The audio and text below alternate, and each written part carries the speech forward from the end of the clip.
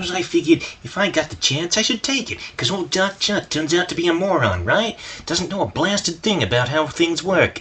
So I tells you, I really backed the wrong horse here. So when Murray comes back saying Eddie's giving us all a second chance, I says to myself, Vidalia, I says, it's time to jump ship, whilst you still got a lifeboat, and here I am.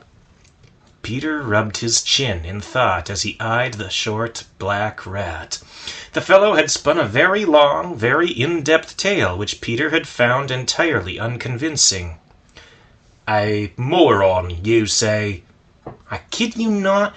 Class A, genuine idiot. Doesn't know the first thing about running an organization. I tell you, he made Mickey look like a rocket scientist.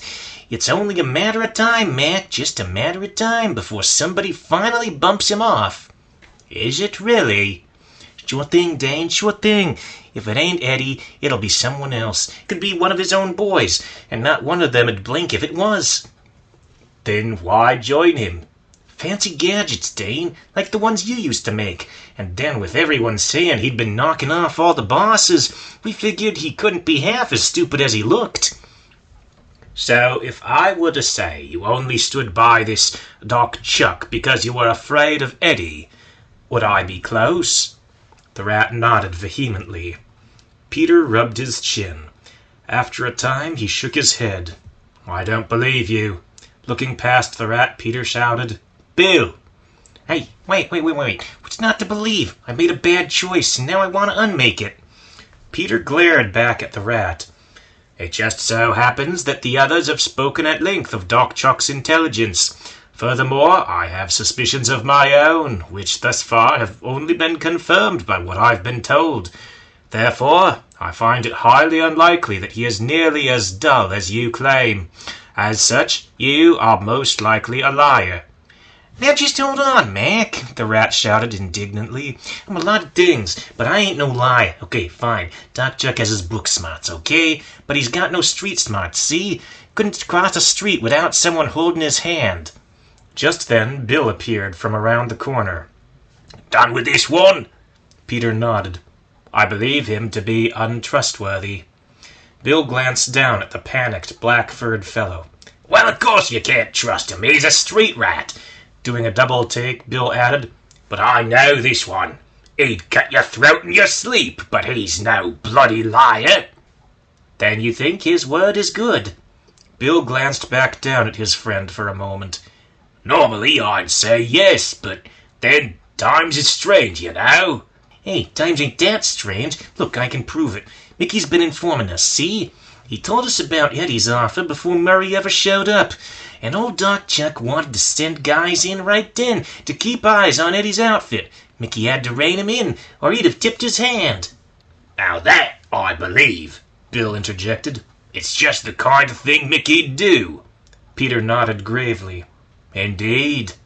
So you believe me, right? Peter shook his head. I'm no longer certain what to believe. So, what should I tell Eddie, eh? Bill asked. Peter paused in thought, gazing long and hard at the black rat. Tell me one thing, then. Where is Doc Chuck hiding? The rat snorted and crumpled into a fit of chuckles. You're kidding, right? Peter raised an expectant eyebrow. Hey, everyone knows where Doc Chuck's holed up. Then why hasn't Eddie struck there? Peter asked. Because Eddie can't get up there alive. Only safe way is through the sewers, and he's got a bunch of guys watching that entrance all hours of the day. Aye, Bill agreed. Crazy Tony tried that entrance at the start of this mess. Got himself flushed 10 times before he drowned. Now he's sleeping with the feces, the other rat added. Disgusting way to go. Just then, there was a terrible howl further down the alley. The black rat ducked toward the ground with a shudder, but Bill's ears immediately perked up. I know that voice, he growled. He glanced in Peter's direction, his muzzle wrinkling into a snarling, sneering grin. You've been holding out on us, haven't you, Pete?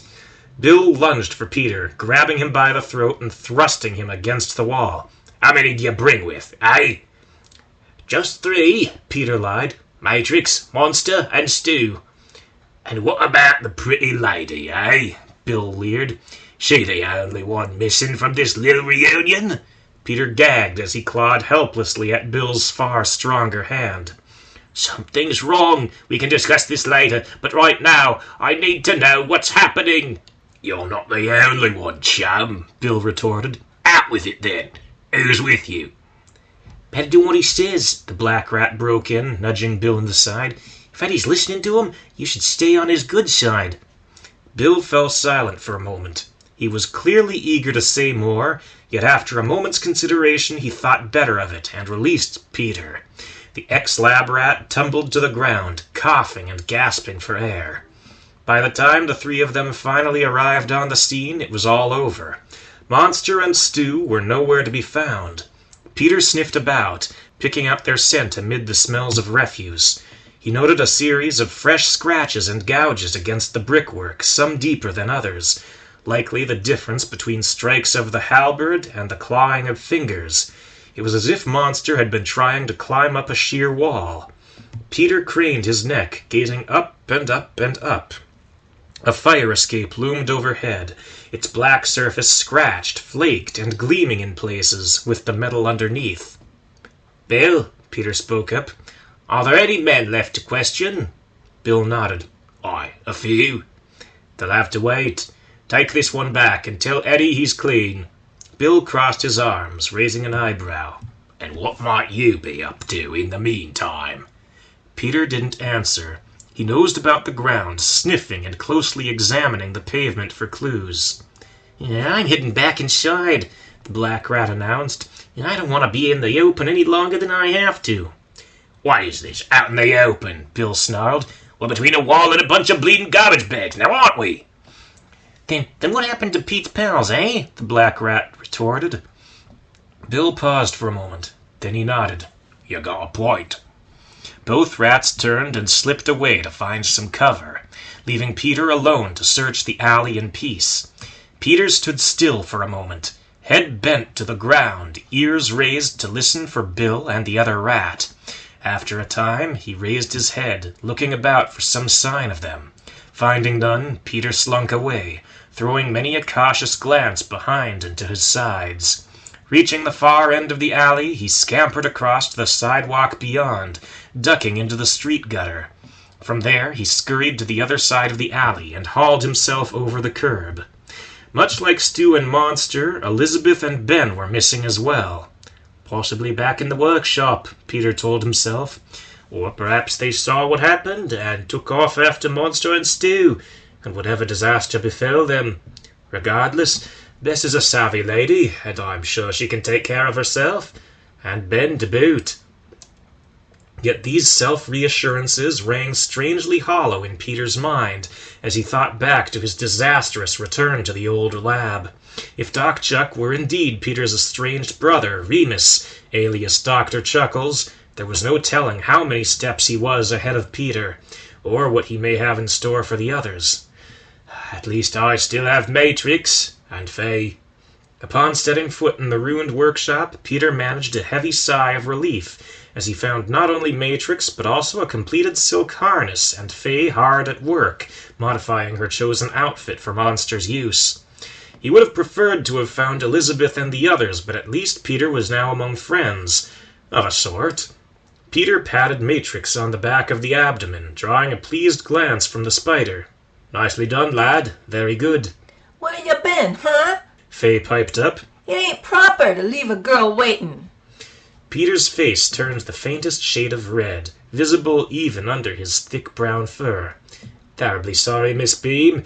Faye, Eddie had a job for me, and he was most insistent that I must perform it immediately. Faye paused her work and fixed Peter with an expectant gaze. Peter fingered his collar. It would appear my proposition paid off. We had a number of men already returning to the old gang. Well, ain't that good? Peter shook his head. Not necessarily.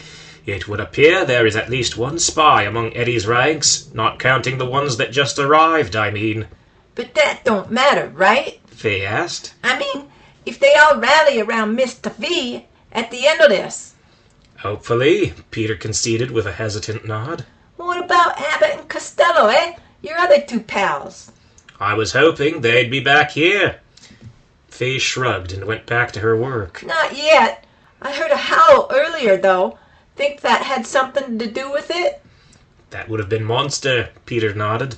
Something must have set him off. He's got a nice set of lungs, Faye remarked. I could use a fella like that on stage.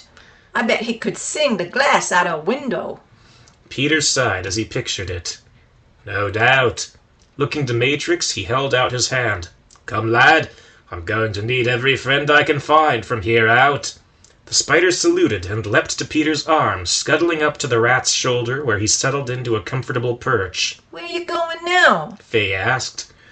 To try and find the others. I can't impersonate Mr. Vincetti myself. Peter fell silent as he suddenly felt very much alone. I don't have the voice for it. A somber look crossed Faye's face as she saw the despair in Peter's expression. Taking a deep breath, she forced a grin, and in a deep, throaty tone, bellowed out, Hey, hey, hey! It was enough to wake the sleeping rat beside Faye's crate. Chubby Charlie sat up, glancing about for the source of the disturbance. Peter gazed back at Faye and cracked a faint smile. He could picture her doing that impression on stage and could imagine her getting a laugh even out of Charles Vincetti as she spoke any number of ridiculous monologues in his tone. Unfortunately, her voice was still distinctly feminine, and even in costume, Peter couldn't imagine anyone seriously mistaking Faye for the real Vincetti. Still, it was enough to prompt a low "thank you" before Peter left. Faye stared for a long time at the empty space in Peter's wake. After a while, she blushed, burst into a wide grin, and halted her work as she waited for her shaking hands to steady themselves. Stu shivered as he lay bound across a cold slab of metal. Perhaps it was an upturned can of sardines to a great ape. To a shrew, however, it was as good as an operating table, and Stu was deeply concerned that the doctor would soon begin to operate. He struggled against the leather straps that held his wrists and ankles to no avail. Regardless, he flew into an ever-escalating frenzy, however vain, when he heard the clicking begin. The clicking, the whirring, and the shaking breathing, almost a wheezing laughter. Stu yelped in fright when the face darted into view. Bright red eyes and a snowy white coat of fur, obscured under a black fedora, and behind a pale blue surgical mask. The figure raised a knife-like talon before what would have been his lips and softly whispered, "Hush, my child." Stu shut his mouth, nodding furiously. The black, steel-tipped fingers curled back, leaving only the index finger extended as it traced a line down the side of Stu's face. "You are not familiar to me." Stu grinned hopefully. "I? What brings you to my city, little one?" "Nothing much," Stu lied with a shrug. "Just seeing the sights." "And they are very attractive sights, are they not?" A serrated talon curled under Stu's chin, forcing him to tilt his head back or be cut. Stu chose the former. "Y'all mean the showgirls? Oh, yeah!" A soft chuckle answered Stu. "No doubt. And Peter Dane, is he not magnificent?" "Truth be told, I don't know the fella." Doc Chuck's brow furrowed in anger. "Do you think me a fool?" He struck his claws against the sides of the can with a resounding clang, drawing a terrified yelp from Stu. "Word has reached me of this Peter Dane and the company he keeps." Okay, I know him. We bumped into each other on the street. Yeah." 4 blades were laid across Stu's chest, pressing down ever so slightly. "Don't try my patience, little one," Doc Chuck breathed. "These questions are a mere formality." "Then why are y'all asking them?" Stu yelped as the blades abruptly drew back, leaving 4 red marks across his chest. "To establish our working relationship, little one. I do desire a productive relationship before we begin. Stu winced as his cuts began to sting in the stagnant air. If y'all don't mind me asking, begin what? Doc Chuck stretched his fingers for emphasis. The meat of our business. Stu squirmed at the mention of meat. Visions swam through his mind of his butchered corpse left to bleed out on the operating table. Well, I'm a vegetarian, so can we keep it to the veggies of our business? He was answered with an amused chuckle. If you cooperate, then perhaps. Stu gulped and braced himself. Let us begin simply. A single blade hovered just in front of Stu's eye, so still and straight it looked like no more than a sliver of steel. Why has Peter Dane returned? Heard there was trouble, Stu answered. He wanted to help. Elaborate. Stu would have shrugged, but the blade had drawn so close he didn't dare blink for fear of brushing against the razor edge. He's a good guy like that. He cares about people. Does he really? Sensing a possible opening, Stu stuck to his story. Yeah, he does. Then why is he working with this Eddie G, a cruel tyrant who kills his own as often as his enemies? Stu paused in thought for a moment. Doc Chuck took advantage of the brief silence to sow a shred of doubt in Stu's story, to undermine the shrew's confidence. Someone who truly cared would not have allied with such a man. Therefore, he did not return out of the pure goodness and altruism of his heart. Therefore, he had another reason in coming. Tell me, why would Peter risk his life for rats that would have liked to see him dead? Stu's brow furrowed in outrage. As he contemplated the sheer falsehood of Doc Chuck's claims, the shrew forgot, just for a moment, that there was a blade threatening to gouge out his eyes. Y'all don't know him. Pete's a good fella, stand-up guy. Y'all didn't see the look on his face when he found out the big cheese died, and y'all didn't see him rushing back to save the day. Doc Chuck's eyes narrowed, and his mask twisted as his mouth curled into a grin. Now we're making progress. Tell me, little one, how did Peter learn of our little crisis? Stu's heart sank as he realized his misstep. Carrier pigeon. Write him a note, asking for help. A note, Doc Chuck exhaled. From who? Stu's face grew hot as Doc Chuck's inquiries closed in around him. From somebody. What's it matter? It matters because you refuse to answer. Therefore, it must matter. The blade scratched Stu's eyelids as he blinked. Tell me, little one, what are you hiding? Stu squeezed his eyes shut and shouted in a panic. Chubby Charlie! There was a long silence. Doc Chuck glanced uneasily around the room. Stu's outburst had caught the attention of a number of other rats, who were now all looking in the direction of the operating table. I'll thank you to use your inside voice, Doc Chuck growled, as his knife-like talons curled around Stu's throat. Tell me, when was this note delivered? Just a couple days ago. Tears trickled from the corners of Stu's eyes as he crumbled. Then Mr. Vincetti survived his little brush with death. Stu gulped with a shaky breath. Yeah.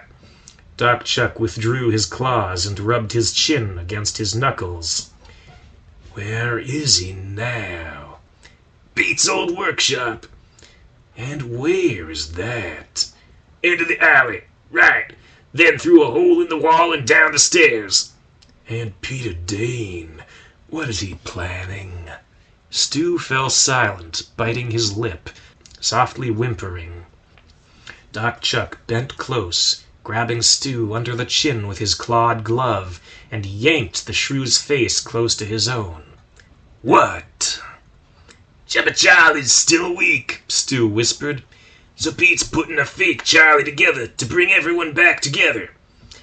Doc Chuck released Stu's chin, letting the shrew's head fall back against the table.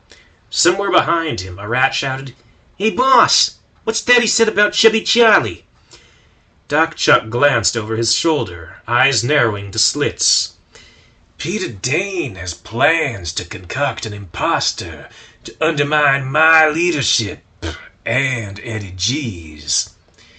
"That's slime!" another rat snarled, shattering a bottle against the wall. "Let's find him and teach that rat a lesson he won't forget." The rat was answered with a wave of murmurs of assent. Doc Chuck held his clawed hand up, gesturing for the rats to be silent. For a long time he stood, his head cocking to one side as if in thought. Then his talons curled towards his palm, leaving his index finger extended. Tell me, little one, do any of Eddie's men know of this? Stu shrugged. I don't know. Doc Chuck lowered his extended talon towards Stu's stomach and began to scratch at the shrew's abdomen. After a time he began to chuckle and then to laugh aloud. I believe this puts us at the advantage. Several rats exchanged confused glances. At last one spoke up. It does? We know of the deception, Doc Chuck explained with a sweeping gesture. The G-men do not. Therefore, while they may be distracted, we won't. We will use this crude affront to Chubby Charlie's memory as a diversion. Doc Chuck snapped the fingers of his normal hand. The rats burst into motion at each of Doc Chuck's commands. Frankie, keep watch over the alley. I want to know Peter's every movement. Vito, Al, gather the biters. The rest of you muster on the fire escape. Tonight, we end this war once and for all. Boss, a particularly uneasy rat spoke up. What about Eddie's fancy heaters? 2 of them, now, after Murray's botched a hit? Behind his mask, Doc Chuck grinned visibly. I'm glad you asked. You, my friend, are going to defect and inform Murray of our course. When the time comes, I'm sure our agents among his ranks can disarm the spitbag. The entire room erupted into cheers as the rats flew into action. Feral mice snarled and snapped, straining against the chains around their necks as 2 rats approached. A click from Doc Chuck's blades, however, was enough to threaten them into submission. Like hounds on leashes, the ends of the biters' chains were removed from pegs in the floor, allowing them to roam semi-freely in packs while Vito and Al steered them in the desired direction. Another rat slipped out the window, descending to the bottom of the fire escape outside. He was soon joined by a large number of the others, rendering his purpose there obsolete. A curiously short-sighted order from this brilliant mastermind. In the meantime, Doc Chuck turned his attention back to Stu, stretching his gloved hand with anticipation as he drew alongside the table. Now, little one, I have one final question. Stu took a deep, shaking breath. Ain't nothing more I can tell you, Doc. Doc Chuck's eyes flashed with amusement. Oh, but there is. A blade gingerly traced a line across Stu's cheek. I'm dying to know. Why are you wearing makeup?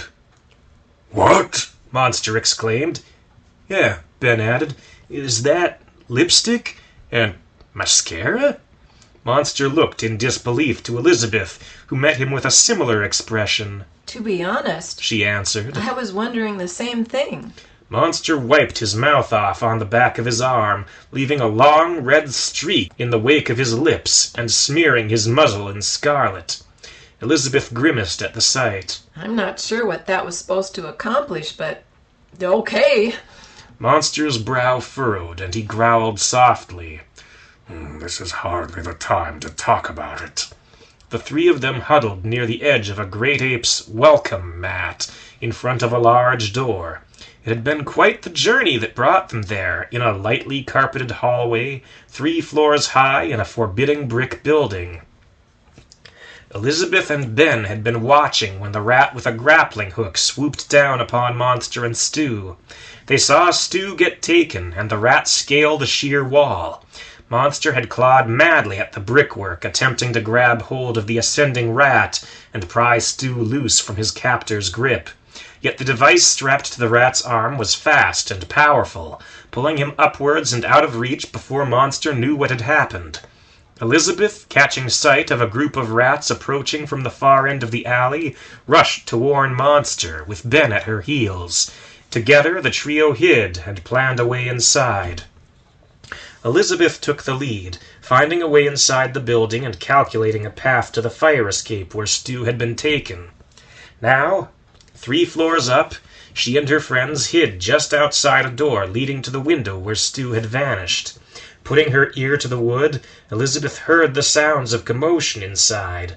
Monster pulled her back just as a tiny cork-like object popped out of the door.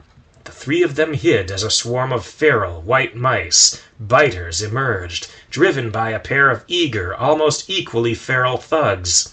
Silently the trio waited until the sounds of commotion inside died down. That was about when Ben finally noticed something very unusual about Monster's face and asked an unexpectedly volatile question. With no answers forthcoming, Elizabeth emerged from hiding and approached a large, round opening at the bottom of the door. She peered around the edge, staring into the dark room beyond. It was large and empty, save for a wood-burning stove in the far corner and a large, leather-upholstered easy chair, whose right arm had been torn to shreds as if the world's most restless cat had been perched there for several days. There was a strange, smoky smell wafting from inside, which left Elizabeth lightheaded as she staggered back from the opening. Monster darted out of hiding, catching Elizabeth under the arms as she fell. Oh. Elizabeth grimaced, coughing the tainted air from her lungs. What on earth? Monster lifted his nose and inhaled. The scent is wrong. I don't like it. I do, Ben mumbled, a stupid grin crossing his face as his eyes glazed over. With a growl, Monster grabbed Ben by the shoulder and shook him. Elizabeth wrapped her cloak across her nose, pulling free of Monster's grip and venturing back to the opening. The room was shrouded in a thick haze. As Elizabeth ventured further in, she could see small shapes scattered across the floor. There arose a sound of rapid clicking and also of voices, if they could have been called voices.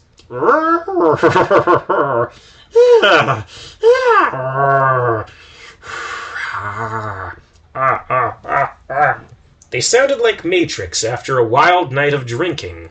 As Elizabeth approached one of the horizontal forms, she could make out a chitin exoskeleton, a tough protective shell, 3 pairs of multi-jointed limbs, and a thin white object clenched in its jaw parts, a thin gray wisp wafting from the tip.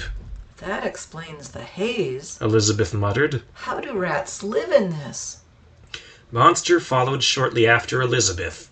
His cloak likewise stretched tight against his nose. He loomed through the opening, looking like something out of an old horror movie. Ben floated after him, indulging in the intoxicating vapors that choked the air. A glint of metal across the room caught Elizabeth's eye, as did the dark lump splayed across the top of it. A lump considerably larger than any cockroach. In an instant she darted off, heart leaping as she recognized her old friend. Stu! Elizabeth shouted. The shrew's head tilted to the side, vacant eyes settling on Elizabeth's approaching form. Elizabeth! Elizabeth! Elizabeth took a deep breath, then dropped her cloak, chewing her way through the leather strips that restrained Stu's limbs.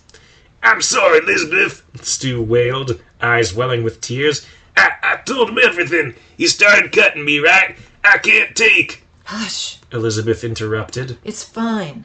Don't give it another thought. Yet it clearly was not fine. Elizabeth felt a great swell of fury as she looked upon the red streaks bleeding out dried, crusty trails in Doc Chuck's absence. He was here, Stu added. Big as life, complete with the claws and coat and everything.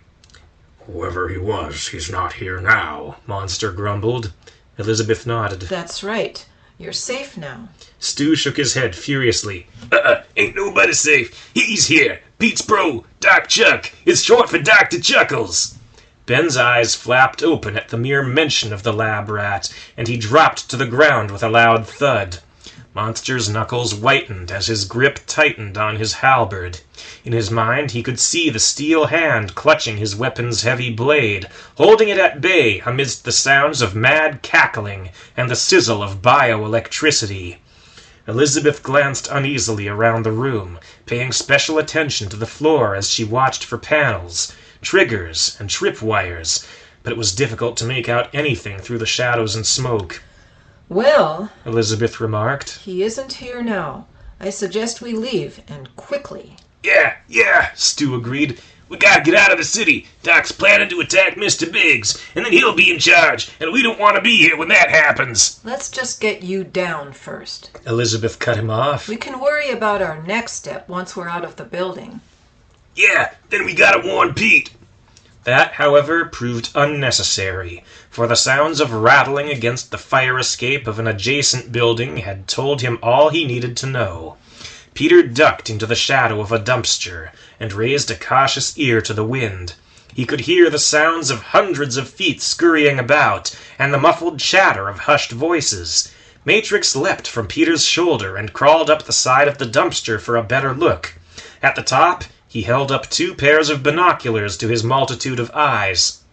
"See anything, lad?" "Uh-huh." Matrix burst into a long-winded fit of gibbering. Peter listened for a time and sighed. "I say, that isn't good. Can you see where they came from?" "Uh-huh." The spider pointed a limb towards the building for emphasis. Peter inched away from the dumpster, gazing upwards as he followed the spider's aim. Yes, that would line up. Peter ducked back into the dumpster's shadow. Someone needs to warn Eddie, and someone needs to don the suit. Matrix squeaked, crawling down the side of the dumpster and looking Peter in the eye. "I need more time," Peter exclaimed, burying his face in his hands.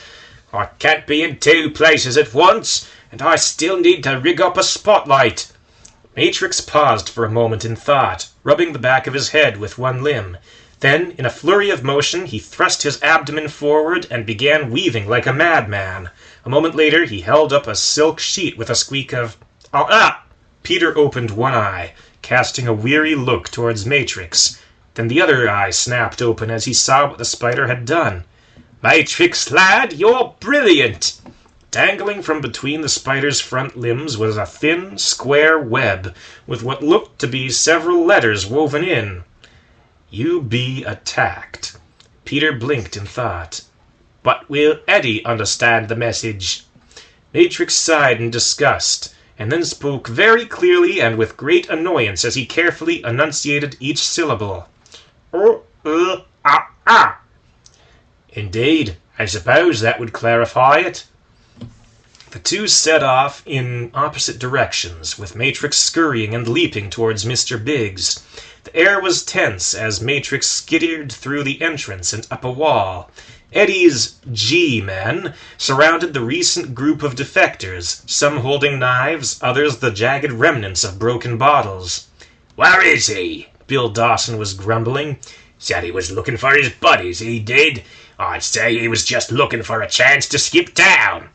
"Shut up," Eddie barked. His hands twitched, fingers squeezing ever so slightly against the triggers of his guns. "He'll be back if he knows what's good for him, and I made sure he knew that." Bill fell quiet for a time. He scratched at the bar with his hook, glaring across at the unattended beer can. "And where's Mickey? We supposed to get our own bloody drinks, eh?" "I said Eddie lowered a gun barrel, pointing it directly at Bill. Shut up! "Hey!" There came a squeak from high on the wall, just over the entryway. "Hey! Hey!" Eddie scowled up at the fuzzy little form waving down at him. What's that? For a moment he raised his other gun towards the intruder. That's Pete's little stooge, that is, Bill answered. He shuddered as he recalled the time Matrix had wrapped him in a tight bundle of webbing. Wherever that bug is, you can bet your last shilling Pete won't be far away. That appeared to reassure Eddie somewhat.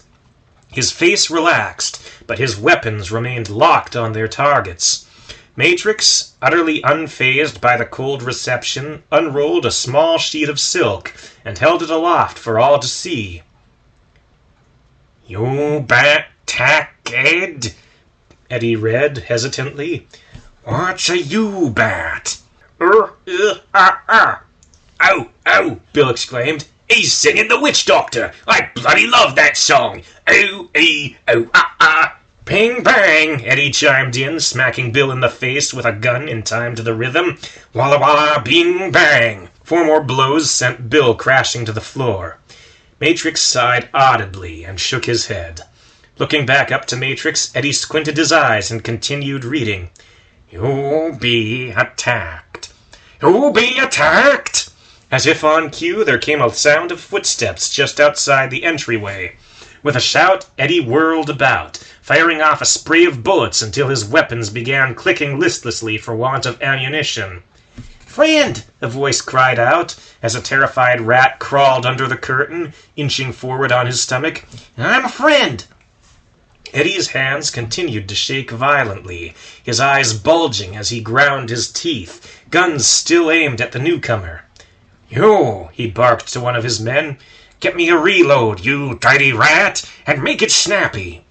Eddie brandished his second gun for emphasis as he handed the first to a willing rat. Bill shot a suspicious look to the new rat and cracked a knowing smirk. I gotta warn yous, the rat added. That's why I'm here, see? There was a low click, and a moment later Eddie held a loaded gun once more.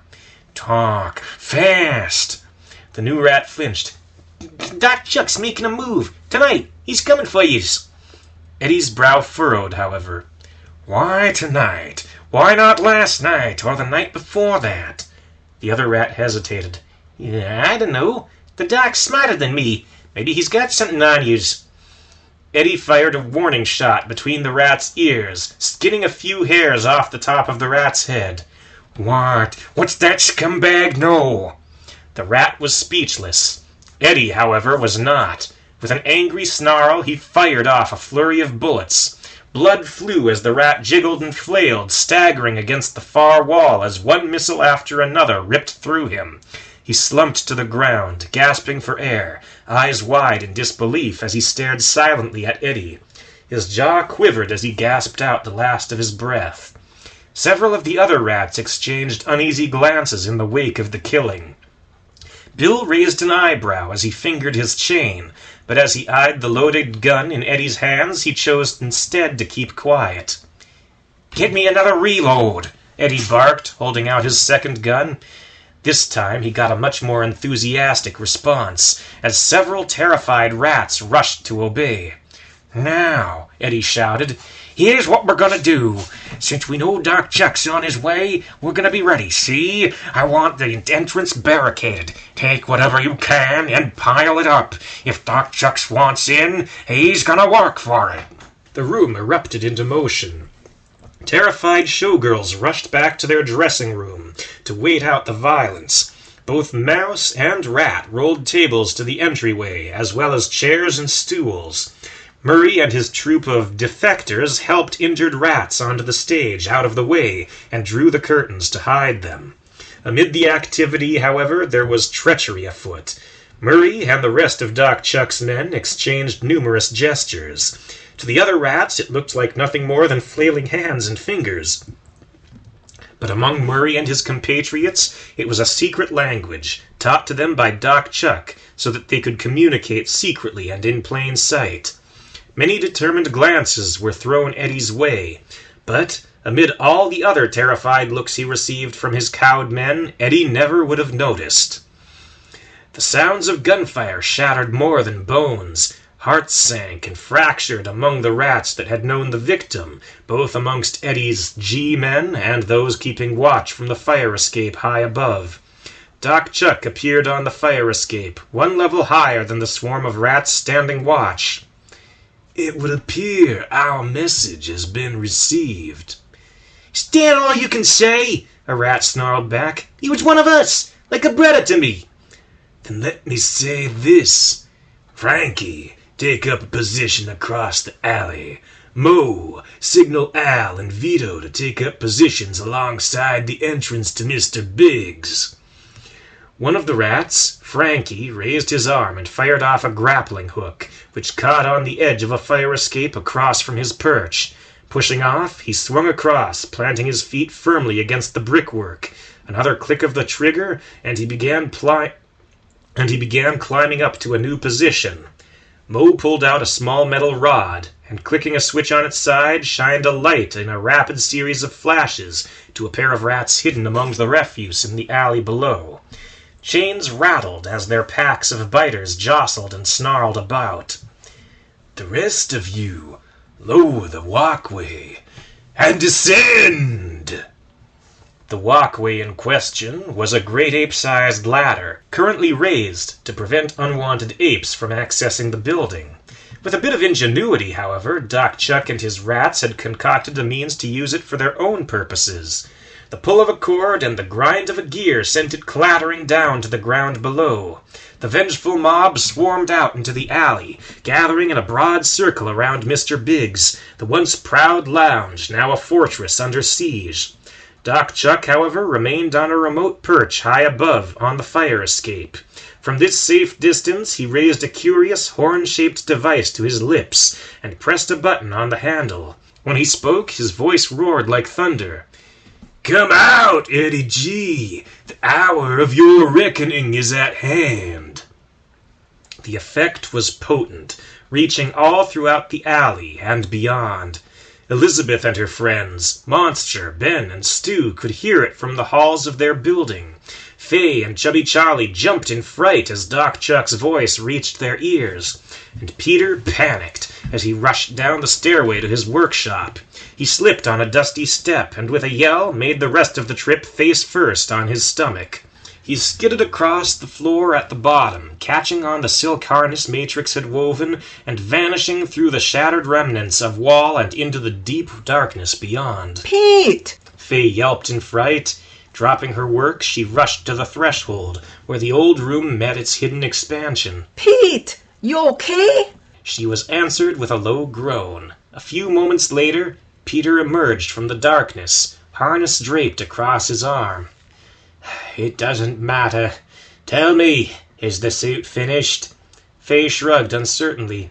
I lit out the chest, but I still have to shorten it up if it's gonna fit Monster. Any luck finding him? Peter shook his head. "It makes no difference. Someone needs to wear it now. Doc Chuck is about to attack Mr. Biggs. If we're to prevent further bloodshed, I'll have to be the one."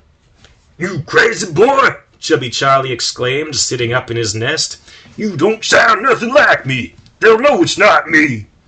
Peter shot Chubby Charlie a glare intense enough to take the wind out of even the huge rat's sails. "If you have any suggestions, which I can use in the time I have, they would be most welcome." With no answer forthcoming, Peter unbuttoned his own jacket and shrugged it off in a quick, fluid motion. Pete, he's right, you know. Fay spoke up. "Indeed," Peter agreed as he donned the oversized jacket and trousers. "but what choice do I have? Let them fight until only a handful remains?" Not like they deserve any better. Fay muttered. "Perhaps." Peter rushed past her, back into the dark. "But if everyone got what they deserved, I never would have known you. Or Matrix, for that matter." Peter's words stung like a kick in the gut. Fay blinked, but couldn't fight the tears gathering in her eyes. Eddie'll kill you know, even if he's convinced. "Perhaps," Peter emerged, his suit padded out with wads of cotton. Then I'll get what I deserve." Fay stared for a time. Aside from the slender neck protruding from the fat body, Peter looked almost perfect. With a light behind him, he would have looked almost exactly like the old Chubby Charlie in the days before Eddie G and Doc Chuck.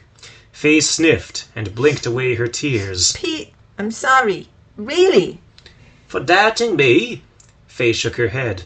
You know what I'm talking about, right? Peter gazed at Fay for a time as he mentally assembled the pieces into a final, damning image. The oil lamp, the expert threadwork binding Chubby Charlie's wounds, all the intricate costumes in Fay's dressing room, and the message that had brought Peter back after such a long time. Crude dialect aside, her keen intelligence spoke for itself. At last, Peter nodded. "It's all right, Fay," No, Fay whispered. it isn't. Peter answered with a wistful smile and tipped his cap to her. "I say, hey, hey, hey." Then he tossed his cap aside and climbed back up the stairs to a reckoning of his own. Pete, no. Fay cried after him. Don't do it, Pete.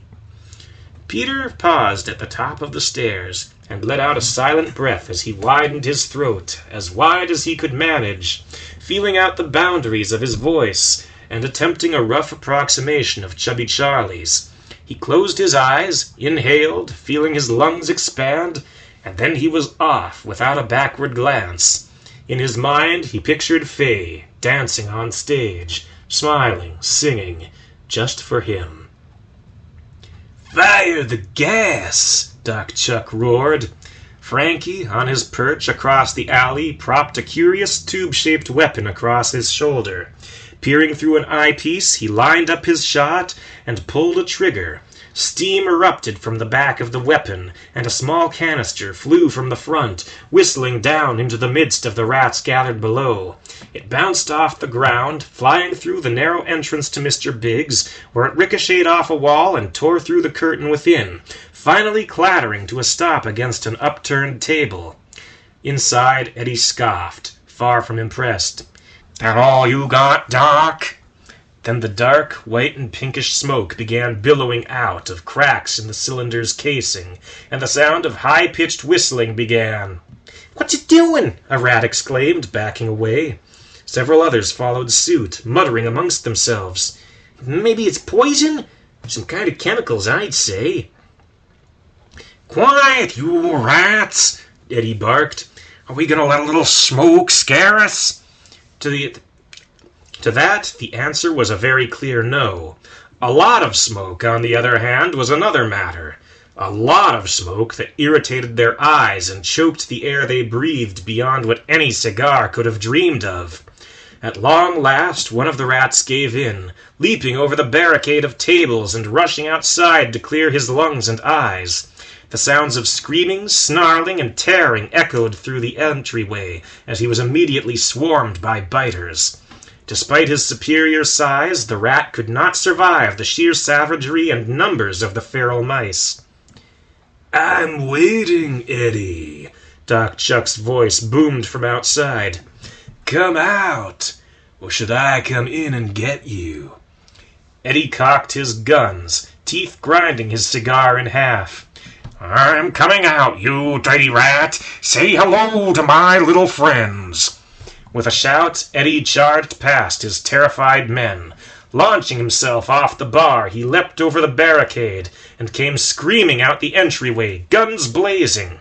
Biters leapt for him, only to fall as they were riddled with bullets. Al and Vito, the biters' handlers, were soon to follow. In a panic, Doc Chuck's men dove for cover as Eddie spun, firing wildly in all directions with a vicious laugh. "What's the matter, boys? Didn't think I'd do it?" Glancing over his shoulder to Mr. Biggs, Eddie shouted, "Get out here! Let's finish this!" Rats swarmed out of the crack in the side of the building, bursting through the billowing smoke, Bill from the bilge leading the way as he uncoiled his chain and whipped it this way and that.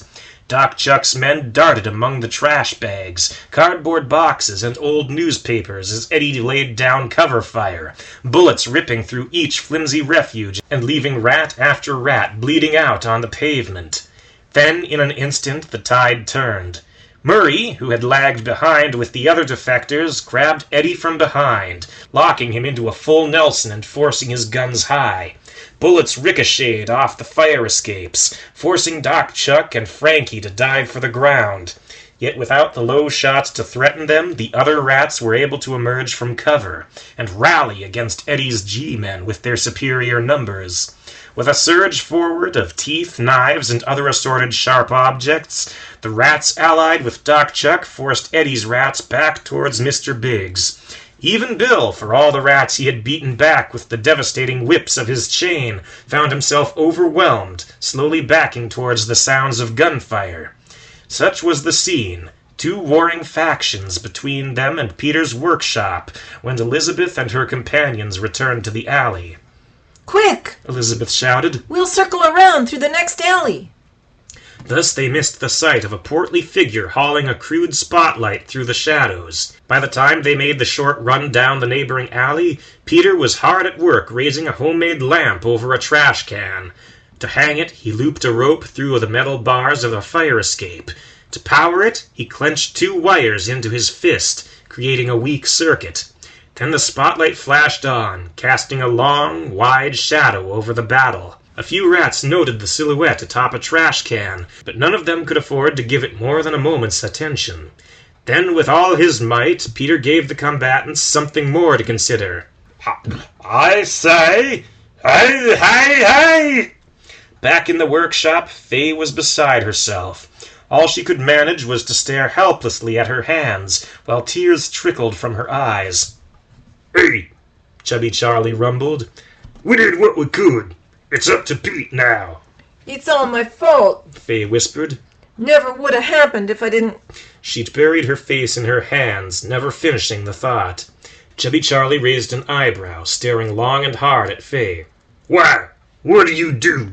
"I was just doing what he told me, you know. I figured one man was as good as another, so I just did what he said." Chubby Charlie's brow furrowed as he listened. When next he spoke, there was a harsh, accusatory edge to his voice. "Who said?" "I'm not from around here. This ain't my city, see? But see, when I escaped from the lab..." Fay paused, biting her lip. "When he turned me loose, I guess. The fellas from my old neighborhood must have smelled the lab on me, right? 'Cause they acted like I was some kind of alien. So I had to pack up and leave. I didn't know where I was going till... I guess he got tired of waiting 'cause he showed up and..." "Who?" Chubby Charlie roared, hopping to his feet. He winced in pain, gripping his side, and collapsed back into the nest. Before Fay could say another word, 4 figures spilled into the room, Elizabeth leading the way. She took just a moment to look around and then blurted out, "Where's Peter?" "Hey, what's going on out there?" Stooge chimed in. "We had to take the scenic route." "Dane went out to find you," Chubby Charlie answered. "Then Doc Chuck attacked, and he had to go off in your place." At this, Chubby Charlie motioned to Monster. "He's gonna get himself killed!" Fay wailed. "No one will buy it," Chubby Charlie added. "You don't sound anything like me." The sounds of continued gunfire prompted 3 yelps of fright from Fay, Stu, and Ben. "Okay." Elizabeth took a deep breath. Miss? Fay Beam, or just Fay? Fay, Elizabeth mused. "Do you have any more of those suits?" Fay sniffed, shaking her head as she wiped the tears from her eyes. "That was the biggest one I could find." "We don't need big," Elizabeth explained. "We just need them to fit a few mice." Glancing over her shoulder, she added, "And a shrew." Stu blinked, growing incredibly uneasy as Fay glanced past Elizabeth to him. What y'all looking at?" "Multiple targets." Monster raised an eyebrow. "Multiple imposters? Don't you think that would be a little conspicuous?" "Maybe," Elizabeth conceded. "but it might draw the attention away from Peter. Safety in numbers, right?" Fay grew silent as she followed Elizabeth's reasoning. At last she nodded. "I might have a few things left. It won't be perfect." "Oh, it doesn't need to be." Elizabeth cut her off. Fay's legs quivered under her as she rose to her feet, heart pounding in her chest. "All right, let's do it." Chubby Charlie watched in silence as the others left. He looked down at himself, his hands curling into fists. Then he looked back to the exit, listening to the fading footsteps as his former enemies ascended to fight his battle for him. Chubby Charlie shook his head, and then something caught his eye just to the right of his nest. His gaze drifted down to a steely gray, long, cylindrical object, and a scattering of metal pellets surrounding it. Just like that, his mind was made up. Charles Vincetti forced himself to his feet, wincing every inch of the way. He loaded up his old shotgun, and leaning against the crate for support, he hobbled to the stairway and gazed up uncertainly as he contemplated the struggle ahead. Outside, 5 little forms inched along the empty sidewalk. The world felt strangely quiet. As Elizabeth nosed her way around the corner into the alley, she gasped in amazement and motioned for the others to join her. "Look," she whispered. As Faye peered out into the gloom, her eyes grew wide and she gaped. "I don't believe it. He's doing it." Peter was taken aback at the sheer force of his voice. Never in his wildest dreams did he think he had it in him. Apparently, Eddie's gang felt the same way. Even many of Doc Chuck's rats, despite having expected an appearance by a fake Chubby Charlie, halted for just a moment. Emboldened by his momentary success, Peter went on. "What are you lads, what are you blokes doing?" While his voice was passably close to the real Chubby Charlie's, Peter's dialect was not. Bill nudged another rat in the side and shook his head. "That don't sound like the Chubs." Almost immediately, the violence resumed. "I say, cease this madness immediately! Cease this madness immediately!" Peter exclaimed, his voice rapidly slipping out of character as he grew flustered with the sudden reversal. A stray bullet tore through Peter's fake belly, sending a geyser of white fluff flying. Peter, consumed as he was with his performance, held the non-wound with a shout of surprise and stumbled off the trash can. Faye covered her eyes, crying out in horror. "I believe it. He ain't doing it." "Hey!" a rat shouted. "Eddie just killed Mr. V! Again!" With a vengeful bloodlust, Doc Chuck's rats flung themselves recklessly into the ranks of Eddie's G-men, slashing and biting as if possessed. "It's okay!" Peter shouted, slipping back into character as he gingerly climbed back to the top of the garbage can. I'm okay. Just a flesh wound." "It's all right," Elizabeth whispered, grabbing Faye by the arm and giving her a tug. "Look." "Good. Now let's go," Monster growled, growing impatient. The rats, meanwhile, ignored Peter's continued pleas, clashing with the ring of dagger and gunshot and cries of pain and howls of rage. Elizabeth and her crew darted across the alley, ducking and weaving as bullets ricocheted off the walls and ground. As they scurried under the cover of rubbish, there came a cry of fury. The fearsome Doc Chuck burst from inside a garbage bag, knife-like talons leading the way as they ripped through the plastic. Faye leapt against the brick wall with a yelp of fright. Elizabeth ducked as Monster charged forward with a roar, taking the mad Doc by surprise as he caught him in the side with the shaft of his halberd. The two continued barreling forward. Doc Chuck lifted clear off the ground as Monster forced him backwards, teeth bared as he howled. "That's it, Jerry!" Stu shouted after them. "You show him!" Elizabeth and Ben, meanwhile, scurried after Monster. This was no time to be separated. By the time they caught up, Doc Chuck had finally come to a halt, pinned against the back wall of Mr. Biggs as Monster pressed his halberd's shaft under the Doc's chin. Somewhere along the line, Doc Chuck's clawed glove had fallen off, revealing a very normal hand underneath. As Monster continued to snarl and growl in Doc Chuck's face, he collapsed into a blubbering mess. "Mercy! Mercy! Please don't hurt me! I'm nothing, just a fool, a harmless fool. Please don't kill me. Have mercy." The ruddy hue smeared across Monster's muzzle had started to look more like blood than lipstick. Elizabeth raised an eyebrow as she approached. Doc Chuck wasn't nearly so imposing now. As she observed the size and shapes of the Doc's hands and feet, it dawned on Elizabeth that this was no rat. He was, in fact, just another mouse.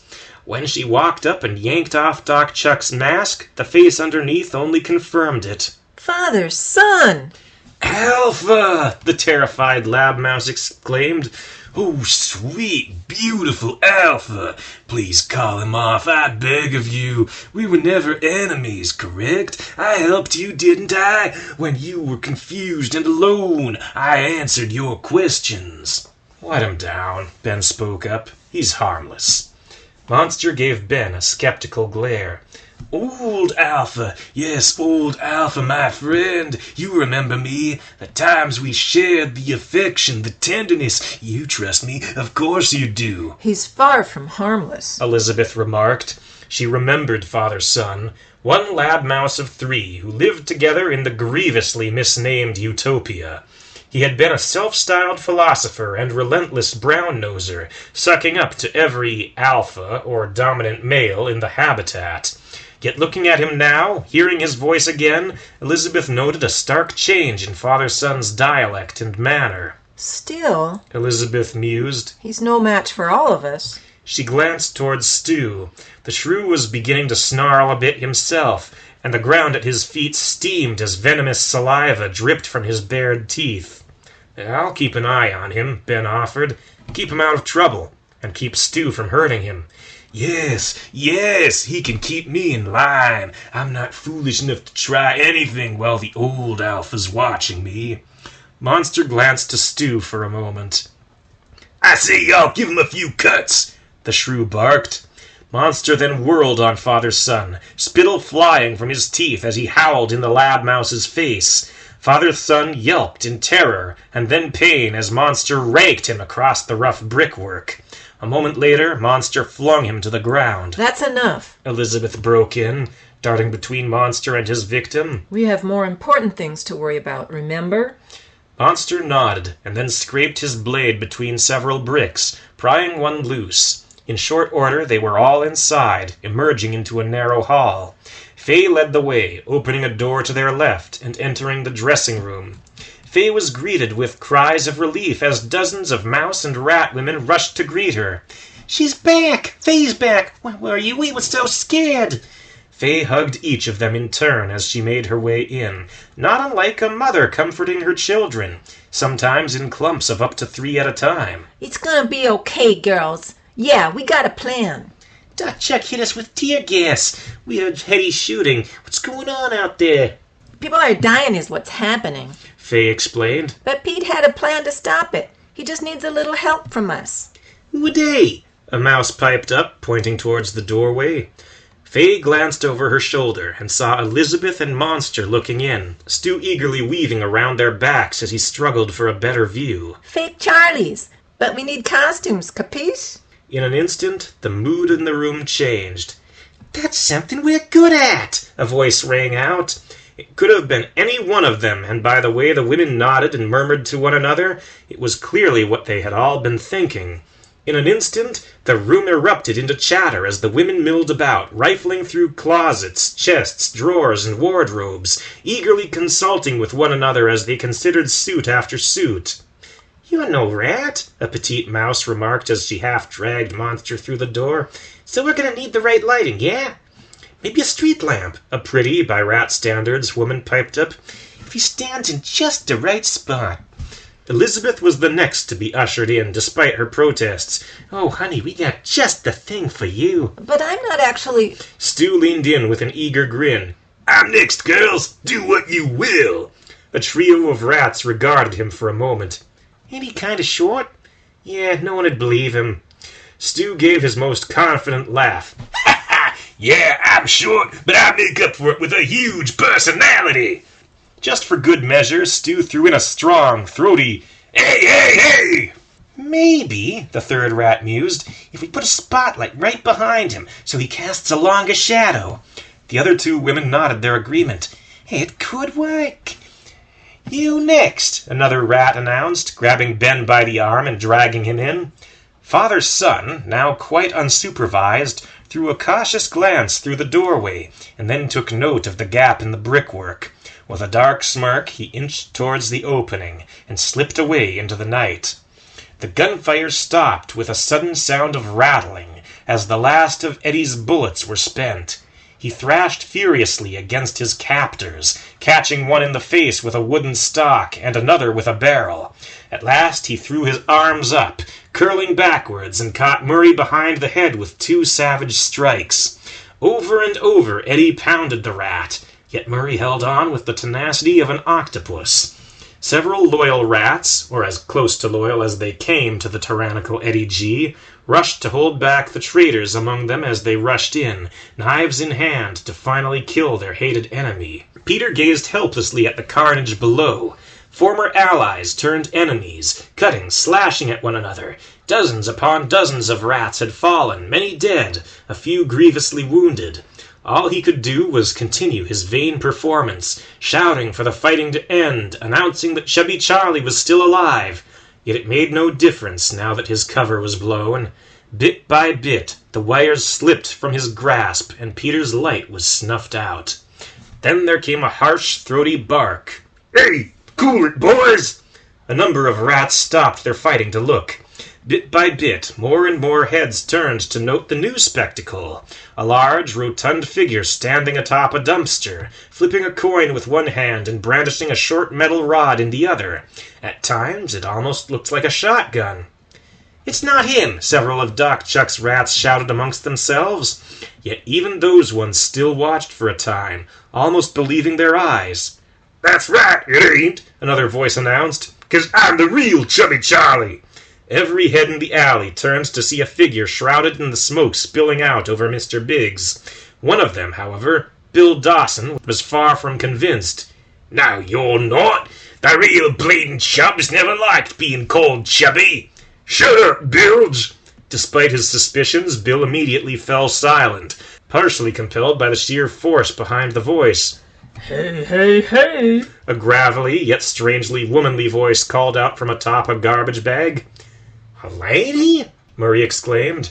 "Maybe it's Chubby Charlotte," another rat suggested. Then the entire alley was awash in a brilliant glow. Rats everywhere looked away or shielded their eyes. At the far end of the alley there stood a round figure, shotgun resting against his shoulder. "Another one!" Bill exclaimed. "What's going on here?" the latest Charlie shouted. "I leave for a few days and the whole neighborhood goes to pot." "Shameful," the Charlie on the dumpster agreed. "What are we listening to these losers for?" Frankie shouted. "We knew there'd be a fake Charlie. Here they are." "Well, yeah," Vito spoke up. "But how do we know? Maybe one of them's real." In the sudden lull, Eddie smashed the back of his head through Murray's snout, finally taking his captor by surprise and sending the rat reeling. Throwing aside one gun, Eddie brandished his other like a club. "All right, you dirty rats," he barked. "Will the real Chubby Charlie please stand up?" Unbeknownst to Eddie, the crowd had begun to part behind him. It started with several faltering shouts of protest as several rats found themselves shoved aside. Then, as their voices caught the attention of nearby rats, others caught sight of the figure forcing his way through the crowd. He wasn't nearly as chubby as they recalled, but he was unmistakable regardless. The rats began standing aside for him, creating a ripple effect as more and more rats noticed the motions around them. Eddie, who stood alone in a circle of light, preoccupied as he was with his own voice, was the last to notice. "'Cause if he is here, I got me a job to finish, see?" Eddie froze as he felt a large, meaty hand grab his shoulder, and a low, gravelly voice growling, "Hey, hey, hey!" Eddie froze in place, gaping in disbelief. "Chubby Charlie?" There was a loud clang as he clobbered the shocked Eddie with the barrel of his shotgun. "Nobody calls me Chubby!" "It is," another rat shouted, "the real Charlie V. And he ain't so chubby no more." Charles Vincetti leaned his shotgun against his shoulder, turning slowly to face the crowd of rats. "That's right, boys. I'm back, and I'm here to stay. Who's with me?" Murray was the first to draw up alongside him, followed shortly by Bill Dawson. The two eyed each other for a time, clearly not happy to be on the same side, yet they set their differences aside quickly enough, each picking up one of Eddie's discarded guns, and taking up positions guarding Charlie's back and sides. Never mind that the guns weren't loaded, it was the spirit of the thing. Several more rats, an uneven blend of both factions, joined Bill and Murray, each bearing one sharp object or another, a knife, a shard of glass, and took up defensive positions surrounding Chubby Charlie. And just like that, the dam burst. More and more rats swarmed in around Charles Vincetti, some emboldened by his growing support, others intimidated by his rapidly growing faction, and eager to get in with the new power on the block. Eventually, one observant rat was heard to ask, who are we facing? Indeed, there was not one rat left that had not rejoined the old gang, under the resurgent leadership of Charles Vincetti. I don't know, the fake Charlies? Another rat suggested. Yet the moment he said it, it became clear that the impostors had all disappeared. Not one rat could be sure of when it had happened. Possibly when the real Chubby Charlie arrived, possibly sometime after. Forget about them, Chubby Charlie shouted. You boys did a real number on each other. I want everyone who can to haul our wounded into Mr. Biggs. Get 'em out of the open. The rest of you, regroup in the old nest and wait for me to send instructions. It was a sobering command. The outer rats began to disperse, poking around corners and ledges, searching for the dead and dying. Many hearts were weighed down as their bearers looked into empty eyes or observed the work of their hands on old friends and comrades. And one more thing, Chubby Charlie added. No one touches Peter Dane or any of his friends.